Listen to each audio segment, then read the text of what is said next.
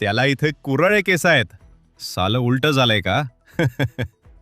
आधी ठोकले, नंतर राज ठाकरेंना हसूच आवरेना.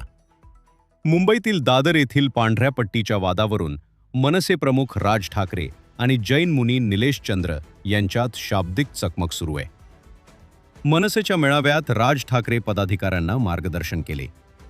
यावेळी त्यांनी जैन मुनी निलेश चंद्रन यांच्यावर टीका केली आहे.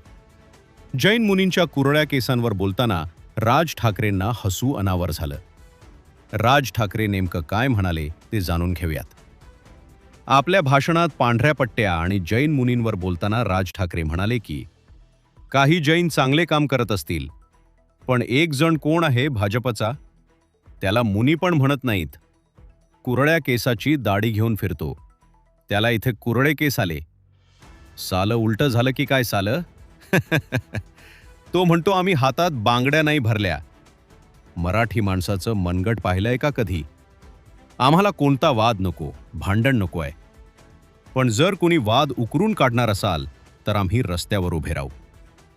राज ठाकरेंच्या या टीकेनंतर आता जैन मुनी निलेश चंद्रन यांनीही आक्रमक पवित्रा घेत उत्तर दिले.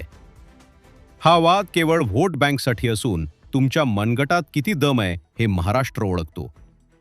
मंत्रालयात बसणारा राम आहे आणि त्याचा हनुमान महाराष्ट्रात आहे. जे लोक भगव्याला हिरवं करण्याचा विचार ठेवतात त्यांना सरळ करायला हनुमान समर्थ आहे.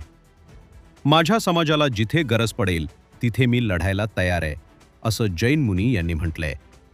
पुढे बोलताना जैन मुनी म्हणाले की माझे केस वाकडे की फिकडे हा माझा प्रश्न असून मी कुणाला उत्तर देण्यास बांधील नाही. जे मोदी आणि योगींचे विरोधक आहेत तेच माझे विरोधक असल्याचे त्यांनी सांगितले. तसेच दादरमधील कबुतरांचा वाद राजकीय नेत्यांनी स्वतःच्या फायद्यासाठी उकरून काढल्याचा संतापही त्यांनी व्यक्त केलाय.